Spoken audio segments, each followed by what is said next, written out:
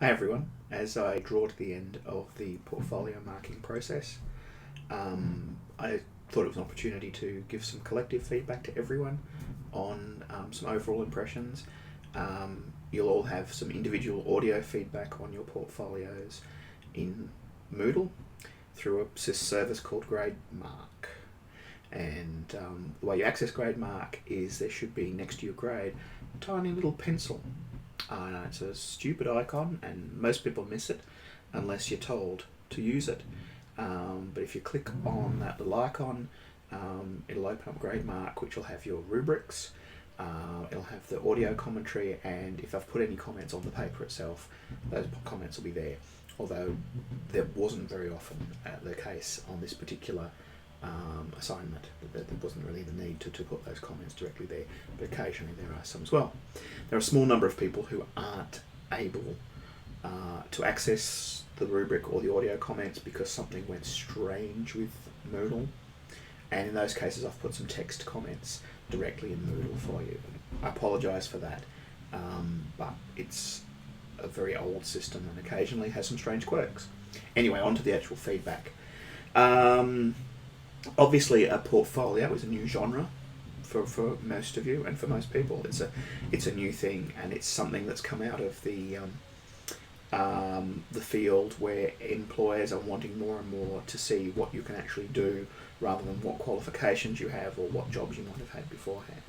So they want to see actual artifacts, they want to see actual stuff, and the role of the portfolio is in collecting those things and curating it, providing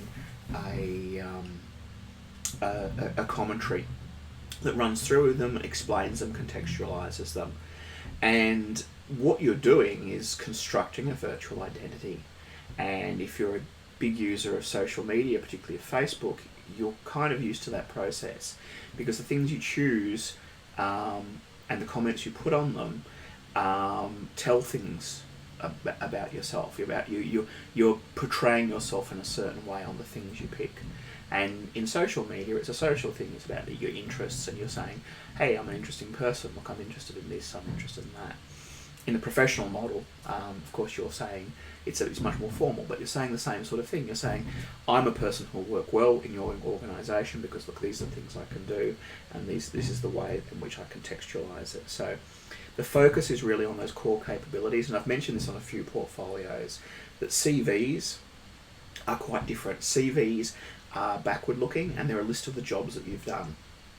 Portfolios are focused on the present and looking forward. They're things that you can do now, and sometimes the jobs that you've done are evidence of what you can do now, but more often it's about providing direct evidence of things that you've done. So becoming curating a portfolio, as we call it, is about being a collector. And collecting stuff and putting it together and creating an identity through that collection. And it's also about adopting that collector mindset. So where in the past you may have undergone an interesting learning experience, either through study or work experience or through work or volunteering or anything else, and you go, wow, that's a great learning experience, I've learned a lot from it, and you might have even reflected on that experience. With portfolios, you're actually looking at a way to add something to the collection. You're looking at a way of documenting and evidencing what you've done. So it's an ongoing thing, and you will, throughout the law program, you'll have other courses in which you'll be adding things directly to the portfolio. And in the final year, there's a chance to do a subject that's all about your portfolio, where you can present the portfolio you've created over 3 years, and you can submit it for assessment. So that's something that's starting next year that you will, some of you will be looking forward to. So the whole process is a work in progress. Okay, and another thing I've mentioned a few times is it's also a diagnostic. It's an ability for you to be able to say, these are the things I'm good at, these are the things I have evidence that I'm good at, and these are the things I might be a bit weak at, or these are the things I'm lacking evidence. So rather than necessarily doing the same things over again and saying, well, I'm a good organiser, so I'm going to do lots of courses about organisation and I'll organise a lot of things, you might find that your portfolio is pretty full there. And what you really need to do is to start looking at communication skills. I'm very weak there, I don't have a lot there. Let's seek out some experiences where I'll actually focus on those things. So apart from that, I was very pleased to see what people have done. Very interesting to see the broad range of students that are coming in, and it's a really interesting process to get to know you in this way, because we don't really have the face-to-face classroom that we ordinarily have to get to know you. In terms of your videos, my sympathies are with you if you felt very awkward about creating your. It might be the first video you've done in this way, and a few of you will obviously feel very awkward. I was the same myself when I started doing a couple of years ago teaching online. Hated seeing the picture of myself.